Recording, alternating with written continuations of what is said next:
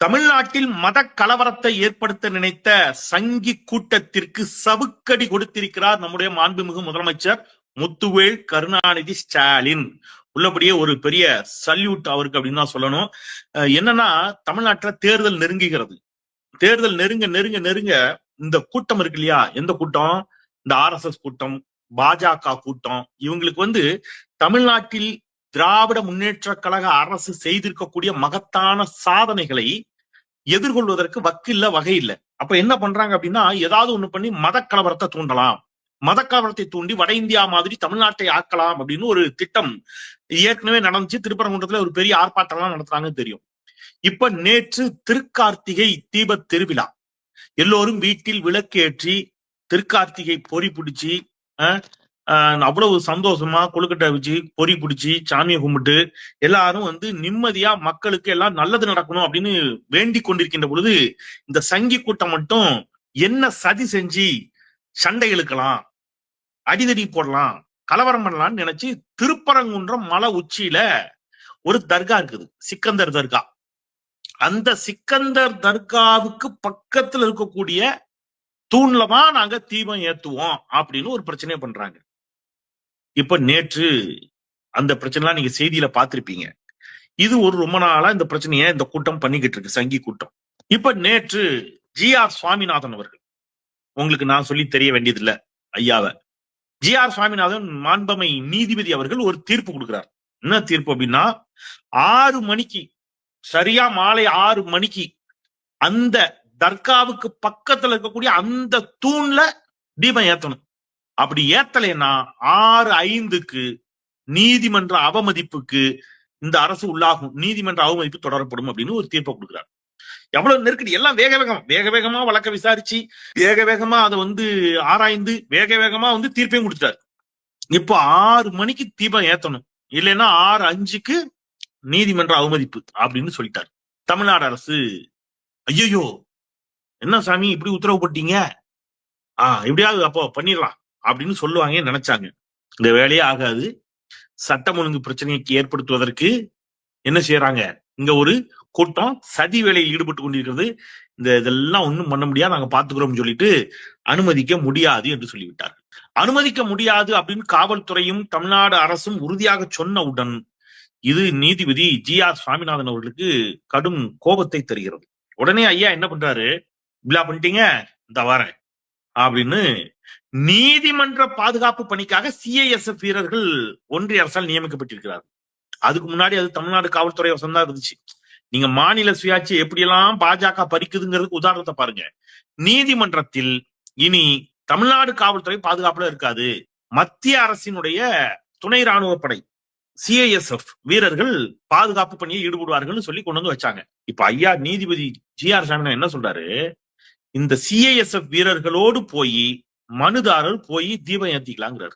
இது எவ்வளவு ஆபத்தான ஒரு தீர்ப்பு அப்படின்னு நேற்று முதல் சட்ட வல்லுநர்கள் விரிவாக வாதங்களை எடுத்து வைத்து வருகிறார். இப்ப நீதிபதியுடைய வேலை ஒரு தீர்ப்பை கொடுப்பது.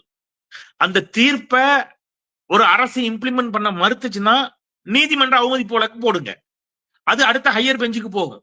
ஹையர் பெஞ்ச் அதை விசாரிக்கும், விசாரிச்சு முடிவு பண்ணுவாங்க, சுப்ரீம் கோர்ட் வரைக்கும் போவாங்க. அந்த தீர்ப்பை அமல்படுத்துவதா வேண்டாமா, காவல்துறையை வச்சு அதை செய்யணுமா வேண்டாமாங்கிற முடிவு மக்களால் தேர்ந்தெடுக்கப்பட்ட ஒரு மாநில அரசுக்கு இருக்குது. நீங்க உங்க நீதிமன்றத்தை பாதுகாப்புக்காக கொடுக்கப்பட்ட CISF வீரர்களை அனுப்பி போய் தீபம் ஏத்த சொல்லுங்கன்னு சொல்வீர்களே என்று சொன்னால் இது எவ்வளவு பெரிய பேர் ஆபத்து. எப்படி சார், என்ன சார் பேர் ஆபத்து அப்படின்னு கேக்குறீங்களா? இப்போ ஒரு உதாரணத்துக்கு சொல்றேன். நாளைக்கே ஏதோ ஒரு விவகாரம் இதே மாதிரி வருது.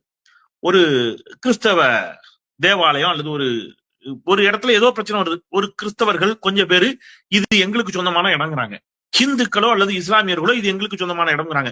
யாரோ வச்சுக்கோங்க, கிறிஸ்தவர்கள், இஸ்லாமியர்கள், இந்துக்கள் எப்படி வேணாலும் வச்சுக்கோங்க. 3 மதத்துல ஏதோ ஒரு 2 மதம் வச்சுக்கோங்க சாமி, பிரச்சனை இல்லை. இப்ப 2 மதத்துக்கு இடையில பிரச்சனை. இப்ப வழக்க விசாரிக்கிற ஒரு கிறிஸ்தவ நீதிபதி அல்லது ஒரு இஸ்லாமிய நீதிபதி, யாரோ வச்சுக்க, ஹிந்து அல்லாத ஒரு நீதிபதி, கிறிஸ்தவரோ இஸ்லாமியரோ, இப்படி ஒரு தீர்ப்பு கொடுக்குறாங்க.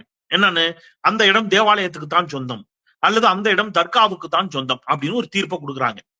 அரசு அதை அப்படிலாம் பண்ண முடியாதுங்க, தீர விசாரிக்கணும், சுப்ரீம் கோர்ட்ல எல்லாம் வழக்கு இருக்கு, பாத்துக்கலாம்னு சொல்லுது. உடனே அந்த கிறிஸ்தவ நீதிபதியோ அல்லது அந்த இஸ்லாமிய நீதிபதியோ சிஐஎஸ்எஃப் வீரர்களை கூப்பிட்டு இங்க வாங்க, போய் அந்த இடத்த நீங்க நினைச்சீங்க போய் பிரேயர் பண்ணுங்க, நீங்க ஜப கூட்டம் நடத்துங்க அல்லது நீங்க தொழுகை நடத்துங்கன்னு ஒரு உத்தரவு போடுறாங்கன்னு வச்சுக்கோங்க. கற்பனையா ஒரு இஸ்லாமிய நீதிபதி இப்படி ஒரு உத்தரவு போடுறாரு. அந்த இடத்தில் இஸ்லாமியர்கள் தொழுகை நடத்தலாம், சிஐஎஸ்எஃப் வீரர்கள் பாதுகாப்போட போய், அல்லது ஒரு கிறிஸ்தவ நீதிபதி இப்படி ஒரு தீர்ப்பு கொடுக்குறாரு. அந்த இடத்துல வந்து நீங்க போய் பிரேயர், அந்த இடம் நான் திருப்பரங்குன்றத்தை சொல்லல, திருப்பரங்குன்ற மலையை சொல்லல, வேற ஏதோ ஒரு இடம் ஒரு டிஸ்பியூட் வருதுன்னு வச்சுக்கோங்க, சும்மா ஒரு கற்பனை, அப்படி ஒரு இடத்துல இப்படி ஒரு தீர்ப்பை கொடுத்துட்டாரு. சிஐஎஸ்எஃப் வீரர்களோட போய் நீங்க பண்ணலாம்னு சொன்னா நீங்க விட்டுருவீங்களா? எல்லாரும் விட்டுருவீங்களா நான் கேட்க. அது எப்படி, அது என்ன மாதிரி? அப்போ நீதிமன்றத்திற்கு என்னென்ன அதிகாரங்கள் என்பது தெளிவாக வரையறுக்கப்பட்டிருக்கிறது. அதைத்தானே செய்யணும். அப்போ நீதிபதி நேரடியாக ஆட்சி நிர்வாகத்தையே கையில் எடுப்பது போல செயல்படலாமா அப்படிங்கிற கேள்வியை இன்றைக்கு மூத்த சட்ட வல்லுநர்கள் எல்லாம் கேள்வி எழுப்பி வருகிறார்கள். அப்ப மக்களுடைய கடைசி நம்பிக்கைங்கிறது இப்ப அது 2 நீதிபதிகள் கொண்ட அமர்வு முன்பு விசாரணையில இருக்குது. இப்ப நான் பேசி கொண்டிருக்கக்கூடிய இந்த நேரம் வரைக்கும் 2 நீதிபதிகள் அமர்வுல இருந்து எந்த தீர்ப்பும் வரல. வந்தா தான் தெரியும் அதோட அப்டேட் என்னன்னு. அப்போ நீங்க வந்து நீங்க நேரடியாக ஆட்சி நிர்வாகத்தை நடத்துற அளவுக்கு சட்டம் உங்களுக்கு அனுமதிக்குதா அப்படிங்கிற கேள்வியை சட்ட வல்லுநர்கள் இன்றைக்கு எழுப்புகிறார்கள். இப்ப நீதிமன்ற அவமதிப்பு அப்படின்னு ஜி.ஆர். சுவாமிநாதன் சொல்றாரு. இப்ப நான் டிஸ்கிரிப்ஷன்ல ஒரு வீடியோ கொடுக்குறேன். அந்த வீடியோ யார் பேசுனது கேட்டீங்கன்னா ஐயா துக்ளக் குருமூர்த்தி அவர்கள் பேசியது. ஐயா துக்ளக் குருமூர்த்தி நீதிபதிகள்லாம் எப்படி வர்றாங்கன்னு பேசுறாரு. என்ன சொல்றாரு தெரியுமா? அரசியல்வாதிகள் காலில் விழுந்து நீதிபதிகள் பதவியை வாங்கிட்டு வர்றாங்க, நீதிபதி பதவிங்கிறார். இந்த நீதிபதிகள் எப்படி தகுதியான நீதிபதிகளாக இருப்பார்கள் அப்படின்னு யாரு கேட்கிறா? நான் கேட்கல, துக்ளக் குருமூர்த்தி கேட்கிறார். நீதிபதிகளாக வருபவர்கள் அரசாங்கத்தினுடைய ஆட்சியாளர்களினுடைய காலில் விழுந்து பொறுப்பு வாங்கிட்டு வந்துடுறாங்க. இப்ப இது நீதிமன்ற அவமதிப்பா இல்லையா? ஏன் துக்ளக் குருமூர்த்தி மீது எந்த நடவடிக்கை எடுக்கல? எடுக்க மாட்டீங்க இல்ல? என்ன லாஜிக்? மக்களினுடைய கடைசி நம்பிக்கை நீதிமன்றங்கள். ஆனா நீதிமன்றங்களில் வரக்கூடிய தீர்ப்புகள் பல நேரங்களில் விசித்திரமா தான் இருக்குது. ஒரே வழக்குல சிபிஐ விசாரணை கேட்டு தமிழ்நாட்டுல கரூர் தொடர்பான வழக்கு போகுது, அதுக்கு சிபிஐக்கு கொடுத்துறது உச்ச நீதிமன்றம். அதே மாதிரி ஒரு வழக்கு உத்தரப்பிரதேச போகுது, நீங்க யாரோ 2 பேருக்கு மாநில அரசின் மீது நம்பிக்கை இல்லை என்பதற்காக சிபிஐ விசாரணைக்கு உத்தரவிட முடியாதுன்னு ஒரு நீதிமன்றம் தீர்ப்பு கொடுக்குது. எனக்கு புரியல. இப்ப ஒண்ணு இல்ல, நீங்க ஸ்கிரீன்ல ஒரு 5 கார்டு உங்களுக்கு காட்டுறேன், அந்த 5 கார்டையும் பாருங்க. பாபர் மசூதி இடிக்கப்பட்ட இடத்தில் ராமர் கோயில் கட்டலாமா வேண்டாமா, அந்த இடம் ராம ஜென்ம பூமிக்கு சொந்தமானதா அல்லது பாபர் மசூதிக்கு சொந்தமானதான்னு வழக்கு நடந்துச்சுல்ல. அந்த வழக்குல 5 நீதிபதிகள் கொண்ட அமர்வு தீர்ப்பு கொடுத்துச்சு. அந்த 5 நீதிபதிகளும் அதன் பிறகு தங்கள் இந்த தீர்ப்பை கொடுத்து கொஞ்ச நாள்ல ஓய்வு பெறுகிறார்கள். ஓய்வு பெற்ற பிறகு அந்த 5 நீதிபதிகளும் என்னவானாங்க அப்படிங்கிறத சொல்லியிருக்காங்க. 5 பேர்ல 4 பேர், அப்போ ஒருத்தர் ஓய்வு பெறல.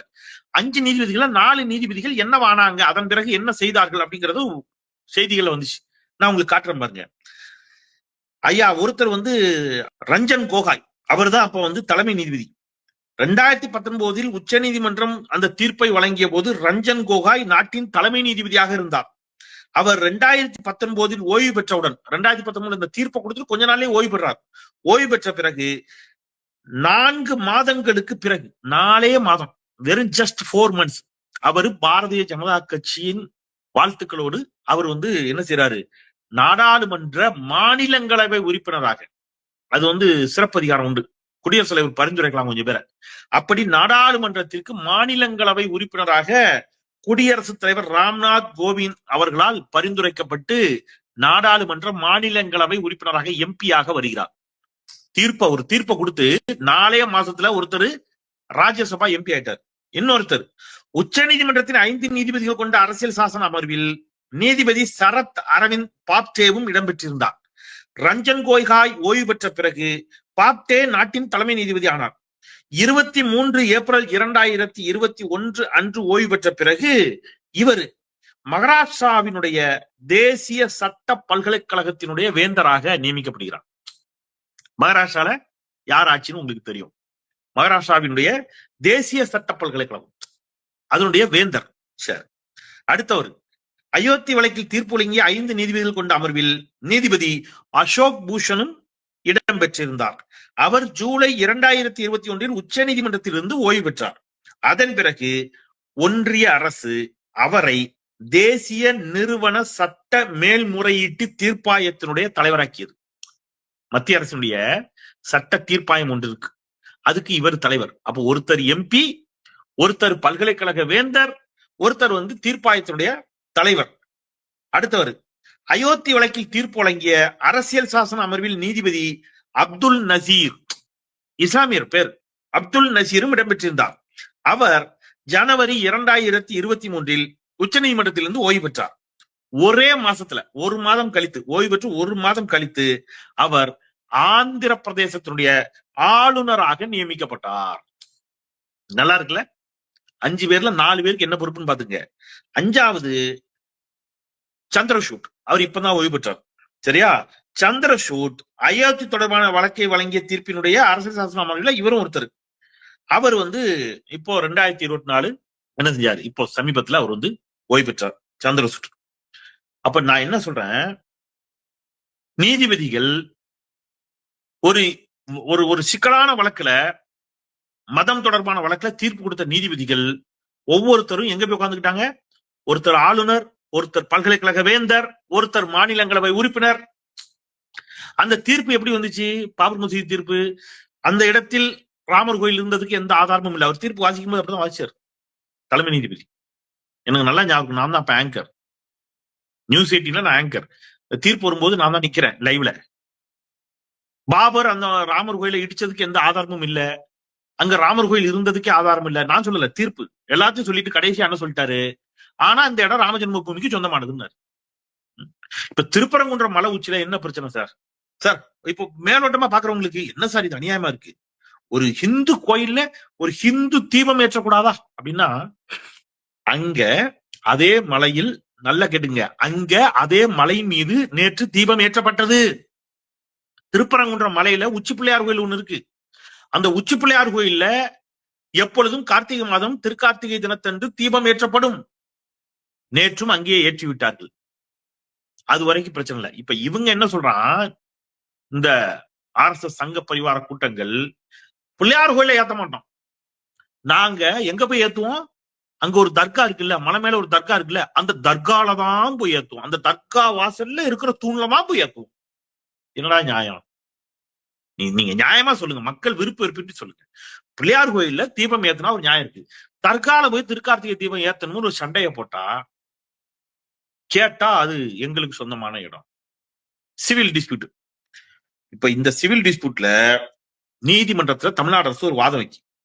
100 ஆண்டுகளுக்கு மேலாக 1862 ஆண்டிலிருந்து இங்க அங்க என்ன செய்யல, தீபம் ஏற்றப்படவில்லை. எங்க அந்த மலை உச்சியில 100 ஆண்டுகளாக அந்த தர்காவுக்கு பக்கத்துல தீபம் ஏற்றப்பட்டதற்கான எந்த ஆதாரமும் இல்லை. அப்ப 100 ஆண்டுகளாக, ஒரு 100 காலமாக வழக்கத்தில் இல்லாத ஒன்றை இப்ப கொண்டு நாங்க தர்காவில தான் போய் விளக்கேத்துவோம், இது தீபம் ஏத்துவோம்னு சொன்னா அது வேணும்னு வம்புக்கு பண்ற வேலையா இல்லையா? நாட்டு மக்கள் சிந்திக்கணும்.